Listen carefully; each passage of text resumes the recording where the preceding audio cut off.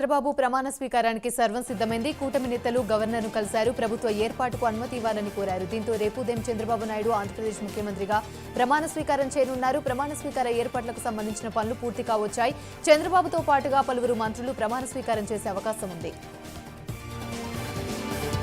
జనసేన అధినేత పవన్ కళ్యాణ్ సైతం రేపే ప్రమాణ స్వీకారం చేయనున్నారు. పిఠాపురం నుంచి గెలుపొందిన పవన్ కు డిప్యూటీ సీఎం పదవి ఇవ్వనున్నారు. డిప్యూటీ సీఎంతో పాటు కీలక శాఖ అయిన హోం మినిస్టర్ శాఖను సేనానికి కేటాయించే అవకాశం ఉంది. పవన్ కళ్యాణ్ కూటమిని అధికారంలోకి తీసుకొచ్చినందుకు గత 5 ఏళ్లుగా పోరాడుతూ వచ్చారు. విడతల వారీగా వారాహి యాత్రలు నిర్వహించిన ఆయన ప్రభుత్వ ఓటు చీలనివ్వబోమని గతంలోనే చెప్పిన పవన్ అందుకోసం అనేక త్యాగాలు చేసి తన మాట నిలబెట్టుకున్నారు.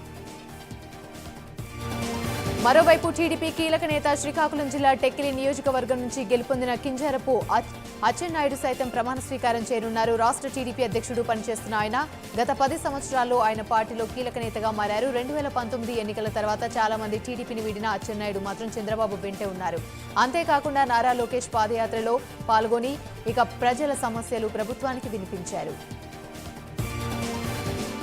వీరితో పాటు టీడీపీ ఎమ్మెల్యే మాజీ మంత్రి నారాయణను కేబినెట్లోకి తీసుకోనున్నారు. నెల్లూరు అర్బన్ నుంచి పోటీ చేసిన ఆయన 2014లో ఏర్పాటైన ఏపీ ప్రభుత్వంలో మంత్రిగా పనిచేసిన అనుభవం ఉంది. మరోవైపు గత ప్రభుత్వం నారాయణపై ప్రశ్నాపత్రం లీకేజ్ కేసు నమోదు చేసి అరెస్ట్ చేశారు. అతన్ని అనేక పోలీస్ స్టేషన్లు తిప్పిన పోలీసులు చిత్రహింసలకు గురి చేశారు. ప్రతిపక్ష నేతలే టార్గెట్గా చేసుకుని అరెస్టు చేసినట్లు గతంలో ఆరోపణలు వచ్చాయి. జనసేన సీనియర్ నాయకులు తెనాలి ఎమ్మెల్యే నాదెండ్ల మనోహర్ సైతం రేపు మంత్రిగా ప్రమాణ స్వీకారం చేయనున్నారు. ఉమ్మడి రాష్ట్రంలో అసెంబ్లీ స్పీకర్గా పనిచేసిన అనుభవం నాదెండ్లకు ఉంది. దీంతో ఆయనను సైతం మంత్రివర్గంలోకి తీసుకోవాలని చంద్రబాబు భావిస్తున్నారు. అంతేకాకుండా నాదెండ్ల మనోహర్ గత 10 సంవత్సరాలుగా జనసేనలో కీలక నేతగా వ్యవహరిస్తున్నారు. ఆయన సూచనలు సలహాలు పవన్ వ్యవహరిస్తూ వచ్చారు. రేపు చంద్రబాబు ప్రమాణ స్వీకారానికి మెగాస్టార్ చిరంజీవి ప్రత్యేక ఆహ్వానితులుగా హాజరు కానున్నారు. చిరంజీవికి ఈ మేరకు టీడీపీ అధినేత చంద్రబాబు ఆహ్వానాన్ని పంపించారు. దాంతో ఇవాళ సాయంత్రం 5 గంటలకు చిరంజీవి విజయవాడ చేరుకున్నారు. ప్రభుత్వం నుంచి స్టేట్ చీఫ్ గెస్ట్ గా చిరంజీవికి ఇప్పటికే అధికారులు ఆహ్వానం అందించారు. మెగాస్టార్ తో పాటు mega power star Ram Charan సైతం హాజరు కానున్నారు. కేటీఆర్ పై ఎమ్మెల్సీ బాలమూరి వెంకట్ ఫైర్ అయ్యారు. కేటీఆర్ చేసిన ప్రచారం అబద్దమైతే ముఖ్యమంత్రికి క్షమాపణ చెప్పి ముక్కు నేలకు రాయాలని డిమాండ్ చేశారు. సీఎంపై చేస్తున్న ఆరోపణలపై ఆధారాలు చూపిస్తే ఎమ్మెల్సీ వెంకట్ క్షమాపణ చెప్పిస్తామని తెలిపారు. సీఎంపై చేస్తున్న ఆరోపణలు నిజమని నిరూపిస్తే బహిరంగ క్షమాపణకు చెప్పడానికి నేను సిద్ధమన్నారు. కేటీఆర్ చేస్తున్న ప్రచారాలు అబద్దమైతే ముఖ్యమంత్రికి క్షమాపణ చెప్పి ముక్కు నేలకు రాయాలని సవాల్ విసిరారు. ప్రభుత్వంపై పనిగట్టుకుని దుష్ప్రచారం చేస్తున్నారని మండిపడ్డారు. కేటీఆర్ హరీష్ రావు కొన్ని యూట్యూబ్ ఛానల్స్ పెట్టి దుమ్మెత్తిపోస్తున్నారని ఆగ్రహాన్ని వ్యక్తం చేశారు. జనసేన శాసనసభాపక్ష నాయకుడిగా పవన్ కళ్యాణ్ పార్టీ నాయకులు ఎన్నుకున్నారు. ఉదయం మంగళగిరిలోని జనసేన పార్టీ కార్యాలయంలో జనసేన శాసనసభాపక్ష సమావేశం నిర్వహించారు. ఈ సమావేశంలో శాసనసభాపక్ష నాయకుడిగా పవన్ పేరును నాదెండ్ల మనోహర్ ప్రతిపాదించారు. ఈ ప్రతిపాదనను సభ్యులు అందరూ ఏకగ్రీవంగా ఆమోదించారు. ఎన్డీఏ శాసనసభాపక్ష నేతగా చంద్రబాబు ఎన్నికయ్యారు. విజయవాడ A1 కన్వెన్షన్ హాల్లో సమావేశమైన కూటమి ఎమ్మెల్యేలు ఎన్డీఏ శాసనసభాపక్ష నేతగా చంద్రబాబును ఏకగ్రీవంగా ఎన్నుకున్నారు. ప్రభుత్వం ఏర్పాటుకు ఆహ్వానించాలని గవర్నర్ను కోరనున్నారు. రేపు చంద్రబాబుతో గవర్నర్ ప్రమాణం చేయించనున్నారు. ఏపీ రాజధానిపై చంద్రబాబు మరోసారి క్లారిటీ ఇచ్చారు. మన రాజధాని అమరావతి అని పునరుద్ఘాటించారు. విశాఖను ఆర్థిక రాజధానిగా తీర్చిదిద్దుతామన్నారు. 3 పార్టీలకు విశాఖ ముఖ్య నగరమన్న చంద్రబాబు విశాఖకు తన గుర్తింపు ఇచ్చి అభివృద్ధి చేస్తామని హామీ ఇచ్చారు. ఛత్తీస్గఢ్ విద్యుత్ కొనుగోలు ఒప్పందంపై కేసీఆర్ కు జస్టిస్ నరసింహారెడ్డి నోటీసులు జారీ చేశారు. కొనుగోలుపై వివరణ ఇవ్వాలని ఆదేశించారు. ఈ మేరకు గులాబీ అధినేతకు నోటీసులు జారీ అయ్యాయి. జూలై 30 వరకు ధర్మాసనాన్ని కేసీఆర్ సమయం కోరారు. తెలంగాణలో విద్యుత్ కొనుగోలు అంశం పెను దుమారాన్ని రేపుతుంది. కాంగ్రెస్ ప్రభుత్వం వచ్చాక విద్యుత్ కొనుగోలు వ్యవహారంపై విచారణకు ఆదేశించింది. ఇందుకోసం జస్టిస్ నరసింహారెడ్డి కమిషన్కు ఏర్పాటు చేశారు. ఇతర రాష్ట్రాల్లో కొనుగోలు చేసిన విద్యుత్ కాంట్రాక్టుల లోటును తీర్చాలని ఆదేశించారు.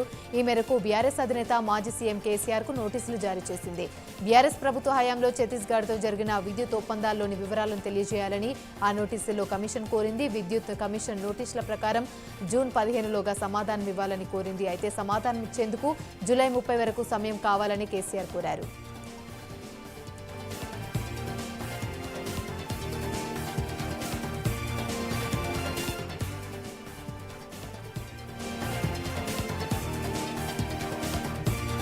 రోడ్డు రవాణా శాఖ మంత్రి పొన్నం ప్రభాకర్ పై బీఆర్ఎస్ ఎమ్మెల్యే పాడి కౌశిక్ రెడ్డి ఆగ్రహాన్ని వ్యక్తం చేశారు. రోడ్లు సరిగా లేక ఫ్లైఓవర్ ఫ్లై యాష్ అవుతుండటంతో బైక్లు స్కిడ్ అవుతున్నాయన్నారు. దీనివల్ల అఖిల్ అనే ఇంజనీరింగ్ విద్యార్థి మృతి చెందాడన్న ఆయన అఖిల్ మృతిపై ప్రభుత్వమే బాధ్యత వహించాలని డిమాండ్ చేశారు. ఫ్లై యాష్ ను రూల్స్ కు విరుద్ధంగా కడుతున్నారని ఆరోపించారు. రోడ్డు రవాణా శాఖ మంత్రి అవినీతికి పాల్పడుతున్నారని ఎమ్మెల్యే తాను దీనిపైన చర్చకు సిద్ధమున్నట్లుగా స్పష్టం చేశారు. భువనగిరి పార్లమెంట్ సభ్యుడు చామల కిరణ్ కుమార్ రెడ్డి ఎమ్మెల్సీ తిన్మార్ మల్లన్నను వ్యవసాయ శాఖ మంత్రి తుమ్మల నాగేశ్వరరావు మర్యాదపూర్వకంగా సన్మానించారు. భువనగిరి పార్లమెంట్ నియోజకవర్గం నుండి భారీ మెజార్టీతో గెలుపొందినందుకు చామల కిరణ్ కుమార్ రెడ్డిని ఖమ్మం, వరంగల్, నల్గొండ, పట్టుభద్రుల నియోజకవర్గం నుండి గెలుపొందినందుకు తిన్మార్ మల్లన్నను కూడా మంత్రి అభినందించారు. సింగరేణి కార్మిక కుటుంబాలకు ప్రభుత్వం గుడ్ న్యూస్ చెప్పింది. కారుణ్య నియామకాల వయో పరిమితి పెంచుతూ ప్రభుత్వం నిర్ణయం తీసుకుంది. 35 ఏళ్ల నుంచి 40 ఏళ్లకు పెంచింది. ఈ మేరకు సింగరేణి సంస్థ ఉత్తర్వులు జారీ చేసింది. సంచలనం సృష్టించిన ఫోన్ ట్యాపింగ్ కేసులో నిందితుల బెయిల్ పిటిషన్ పై నాంపల్లి కోర్టులో ఇవాళ విచారణ జరిగింది. తిరుపతిన్న భుజంగరావు ఇరువురి బెయిల్ పిటిషన్ పైన నేడు నాంపల్లి కోర్టు విచారించింది. నిందితుల బెయిల్ పిటిషన్ పై పోలీసులు కౌంటర్ దాఖలు చేశారు. ప్రస్తుతం నిందితులు చెంచల్గూడ జైల్లో ఉన్నారు. బీజేపీ రాష్ట్ర కార్యాలయంలో ఎమ్మెల్యేలతో బీజేపీ రాష్ట్ర అధ్యక్షురాలు పురంధేశ్వరి సమావేశమయ్యారు. శాసనసభాపక్ష నేతగా ఎంపికైన ఈ సమావేశంలో చర్చించారు. అధిష్టానం ప్రకటనకు అందరూ కట్టుబడి ఉండాలని సమావేశంలో నిర్ణయించామని ఆమె తెలిపారు. ప్రజలు కూటమి మీద విశ్వాసంతో మంచి విజయం అందించారని, తమ పనితీరుతో ప్రజలకు ఇచ్చిన మాట నిలబెట్టుకుంటామన్నారు. శాసనసభాపక్షగా సమావేశంలో తమ అభిప్రాయాలు వివరిస్తామన్నారు.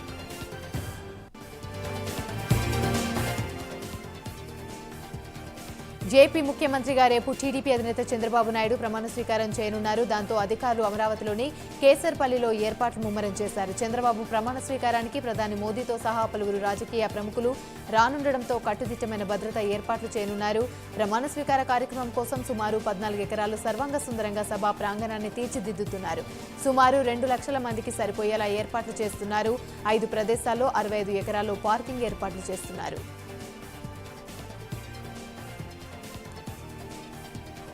ఈ నెల 17 నుంచి ఏపీ అసెంబ్లీ సమావేశాలు నిర్వహించనున్నారు. 4 రోజుల పాటు ఈ సమావేశాలు జరిగే అవకాశం ఉంది. మొదటి రోజు ప్రొటెం స్పీకర్ సమక్షంలో ఎమ్మెల్యేలంతా ప్రమాణ స్వీకారం చేయనున్నారు. అనంతరం రెండో రోజు స్పీకర్ను ఎమ్మెల్యేలు ఎన్నుకోనున్నారు.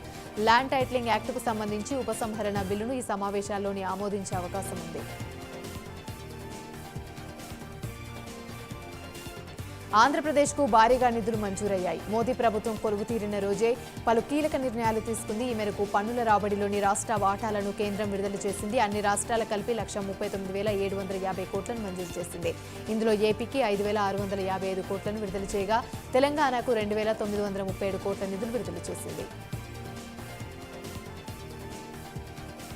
తిరుమల శ్రీవారిని పలువురు ప్రముఖులు దర్శించుకున్నారు. ఉదయం వీఐపీ విరామ సమయంలోని భారత మాజీ క్రికెటర్ భరత్ తరుణ్, నటి ప్రియా ఆనంద్ వేరువేరుగా స్వామివారిని దర్శించుకున్నారు. స్వామివారికి ప్రత్యేక పూజలు చేసి మొక్కులు చెల్లించుకున్నారు. అనంతరం అర్చకులు వారిని ఆశీర్వదించి తీర్థ ప్రసాదాలు అందించాయి. ఎమ్మెల్సీ డొక్కా మాణిక్య వరప్రసాద్ తిరుమల శ్రీవారిని దర్శించుకున్నారు. ఉదయం వీఐపీ దర్శన సమయంలో కుటుంబ సభ్యులతో కలిసి స్వామివారిని దర్శించుకుని మొక్కులు చెల్లించుకున్నారు. అనంతరం అర్చకులు వారిని ఆశీర్వదించి తీర్థ ప్రసాదాలు అందజేశారు. ఈ సందర్భంగా మాట్లాడిన ఆయన నూతన కూటమి ప్రభుత్వానికి శుభాకాంక్షలు తెలిపారు. మంచి పరిపాలన సాగాలని కోరుకుంటానన్నారు. వర్గీకరణ సమస్య పరిష్కార దిశగా అడుగులు వేయాలని కోరుకున్నట్లు తెలిపారు. రాష్ట్ర ప్రజల ఆకాంక్షకు అనుగుణంగా పనిచేయాలని వెల్లడించారు. కాళేశ్వరం ప్రాజెక్టు విషయంలో జరిగిన అవకతవకలపై జస్టిస్ చంద్రఘోష్ కమిషన్ విచారణను వేగవంతం చేసింది. ఇప్పటికే ప్రాజెక్టులను ఆయన పరిశీలించారు. నేడు విచారణలో భాగంగా డ్యామ్ సేఫ్టీ అధికారులు, ఆపరేషన్స్ అండ్ క్వాలిటీ కంట్రోల్ అధికారులతో సమావేశం కానున్నారు. ఈ నెల 15 వరకు జస్టిస్ చంద్రఘోష్ విచారణ చేపట్టనున్నారు. నిన్న విచారణకు ఈఈ తిరుపతిరావు గైహాజరు కావడంతో రేపు కమిషన్ ముందుకు హాజరు కావాలని ఎల్ఐన్టీ నిర్మాణ సంస్థల ప్రతినిధులతో ఆదేశాలు జారీ అయ్యాయి. కృష్ణా జిల్లా మోపిదేవి మండల పరిధిలోని టేకుపల్లిలోని దుండగులు రెచ్చిపోయారు. టేకుపల్లిలోని పీఠదత్త దేవస్థానమైన శ్రీ రామేశ్వర స్వామి దేవస్థానంలో దుండగులు అర్ధరాత్రి చోరీకి తెగబడ్డారు. ముసుగు ధరించి వచ్చిన 2 దుండగులు ఆలయంలోని గణపతి స్వామి రజత సర్వాంగం, కుమారస్వామి సర్వాంగం, వీరభద్రస్వామి సర్వాంగం అపహరించారు. ఉదయాన్నే ఆలయానికి వెళ్లిన అర్చకులు సర్వాంగాల చోరీకి గురైనట్లు గుర్తించారు. సమాచారం అందుకున్న పోలీసులు ఘటనా స్థలాన్ని పరిశీలించారు. చోరీకి గురైన సర్వాంగాల విలువ 20 లక్షలు ఉంటుందని తెలిపారు. మరోవైపు విషయం తెలుసుకున్న అవనిగడ్డ ఎమ్మెల్యే మండలి బుద్ధా ప్రసాద్ తనయుడు వెంకట్రాం టేకుపల్లి చేరుకొని చోరీ జరిగిన తీరు పరిశీలించారు.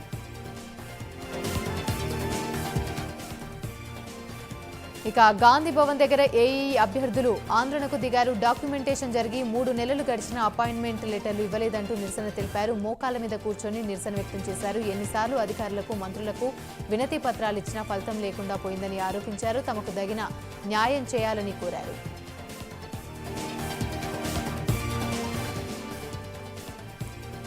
ఇక జగిత్యాల జిల్లా కేంద్రంలో ఎన్ఎస్యుఐ సభ్యులు ర్యాలీ నిర్వహించారు. ఇటీవలే జరిగిన నీట్ పరీక్షల్లో అవకతవకలు జరిగాయని, పరీక్షలు రద్దు చేయాలని వారు డిమాండ్ చేశారు. అవకతవకలకు కప్పిపుచ్చుకునేందుకు జూన్ 14న వచ్చే ఫలితాలను జూన్ 4నే విడుదల చేశారని మండిపడ్డారు. ఎలాంటి రుసం లేకుండా నీట్ పరీక్షలను మళ్లీ నిర్వహించాలన్నారు. నీట్ పరీక్షల అవకతవకలకు నిరసనగా పట్టణంలోని కేంద్ర ప్రభుత్వ దిష్టిబొమ్మను దగ్ధం చేశారు. కేంద్ర మంత్రులకు శాఖలు కేటాయించారు. కేంద్రంలోని కొలువుదీరిన ఎన్డీఏ సంకీర్ణ ప్రభుత్వంలో కీలక శాఖలన్నీ బీజేపీకే దక్కాయి. మిత్రపక్షాలైన TDP, JDU, LJP, JDS, Shiv Sena పార్టీలకు బ్యాలెన్సింగ్ గా వివిధ శాఖలను కేటాయించారు మోదీ. మొత్తం 71 మంది మంత్రుల్లో 30 మంది కేబినెట్ మంత్రులు, 5 ఇండిపెండెంట్ మంత్రులు, 36 మంది సహాయ మంత్రులకు శాఖలను కేటాయించారు. ప్రధాని మోదీ అధ్యక్షతన సమావేశమైన కేంద్ర కేబినెట్లు పలు అంశాలపై చర్చించి దిశానిర్దేశం చేసిన ప్రధాని మోదీ అనంతరం మంత్రులకు శాఖలు కేటాయించారు. ప్రధాని సిఫార్సు మేరకు సోమవారం సాయంత్రం రాష్ట్రపతి కార్యాలయం ప్రకటన విడుదల చేసింది. ఉమ్మడి శ్రీకాకుళం జిల్లా రేగిడి మండలం బూరాడ గ్రామ సెంటర్లో గంజాయి మత్తులో 3 యువకులు వీరంగం సృష్టించారు. ఒంటరిగా ఉన్న మహిళ ఇంట్లోకి రహస్యంగా 3 యువకులు ప్రవేశించారు. మహిళ గమనించి కేకలు వేయడంతో అక్కడి నుంచి తప్పించుకునే ప్రయత్నం చేశారు. మహిళ కేకలు విని గ్రామస్తులు వెంటాడగా గ్రామస్తులపై రాళ్లు రువ్వారు. 2 యువకులు పారిపోగా ఎట్టకేలకు ఒక యువకుడిని గ్రామస్తులు పట్టుకున్నారు. యువకుడి వద్ద గంజాయి ప్యాకెట్లు లభించాయి. యువకుడిని గ్రామస్తులు పోలీసులకు అప్పగించారు.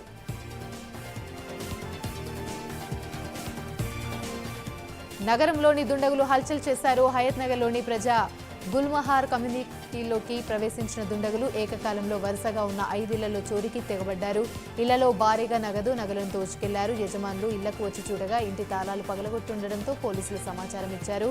దీంతో రంగంలోకి దిగిన పోలీసులు చోరీ జరిగిన ఇంట్లను పరిశీలించారు. దుండగులు గ్రేటర్ కమ్యూనిటీలోని సోలార్ వైర్లు కట్ చేసి లోపలికి ప్రవేశించినట్లు పోలీసులు భావిస్తున్నారు. గతంలో కూడా కమ్యూనిటీలోని వరుసగా 6 ఇళ్లలో చోరీ జరగడం గమనార్హం. రంగారెడ్డి జిల్లా పటాన్ చెరువు మండలం పరిధిలోని రుద్రారంలో అర్ధరాత్రి దుండగులు బీభత్సం సృష్టించారు. రుద్రారంలోని శివాలయంతో పాటు పక్కనే ఉన్న 2 షాపుల్లో సైతం చోరీకి తెగబడ్డ దుండగులు ఒక బైక్ను ఎత్తుకెళ్లారు. ముందుగా షాపుల్లోకి చొరబడ్డ దుండగులు షట్టర్ తాళం పలగొట్టి నగదును ఎత్తుకెళ్లారు. మరో షాపులో టీవీని, అక్కడే ఉన్న బైక్ను చోరీ చేశారు. తర్వాత సమీపంలో ఉన్న ఆలయంలోకి ప్రవేశించిన దుండగులు హుండీ తాళం పగలగొట్టి నగదును ఎత్తుకెళ్లారు. బాధితుల ఫిర్యాదుతో రంగంలోకి దిగిన పోలీసులు కేసు నమోదు చేసుకుని దర్యాప్తు చేస్తున్నారు. ఒక షాపులో ₹1,00,000 ఎత్తుకెళ్లిన దుండగులు మరో షాపులో 50,000 విలువ గల సామాగ్రిని దోచుకెళ్లినట్లుగా పోలీసులు గుర్తించారు. రంగారెడ్డి జిల్లా మణికొండలో కారు బీభత్సం సృష్టించింది. గోల్డెన్ టెంపుల్ వద్ద పార్కింగ్ చేసి ఉన్న మోటార్ బైక్లను కారు ఢీకొట్టింది. ప్రమాదంలో 20 బైక్లు పాక్షికంగా ధ్వంసం కాగా 2కి గాయాలయ్యాయి. దీంతో కాలనీ వాసులు కారును వెంబడించి పట్టుకున్నారు. కారుపైన మైనర్ బాలుడు ఇంట్లోకి పారిపోయాడు. బాధితులు పోలీసులకు ఫిర్యాదు చేయడంతో రంగంలోకి దిగిన పోలీసులు కారు మైనర్ బాలుడు నడపడంతో ఈ ప్రమాదం జరిగినట్లు గుర్తించారు. జగిత్యాల మున్సిపాలిటీలోని భూ కబ్జా సంచలనంగా మారింది. ఏకంగా municipal commissioner Anil, RO Prasad కబ్జాదారులతో కొమ్మక్కయ్యారు. కబ్జాదారులతో కలిసి మున్సిపల్ అధికారులు బల్దియా పరిధిలోని సర్వే నెంబర్ 1599లో గల 12 గుంటల స్థలం కబ్జా చేశారు. బాధితుల ఫిర్యాదుతో కేసు నమోదు చేసిన పోలీసులు భూ కబ్జాకు పాల్పడ్డ అమీరుద్దీన్, ఇమ్రాన్, ముజాకీర్లను అదుపులోకి తీసుకున్నారు. పోలీసులు వీరిని విచారించగా సంచలన విషయాలు వెలుగులోకి వచ్చాయి. తమ వెనుకాల municipal commissioner Anil, RO Prasad ఉన్నట్లు నిందితులు ఒప్పుకున్నట్లుగా పోలీసులు తెలిపారు.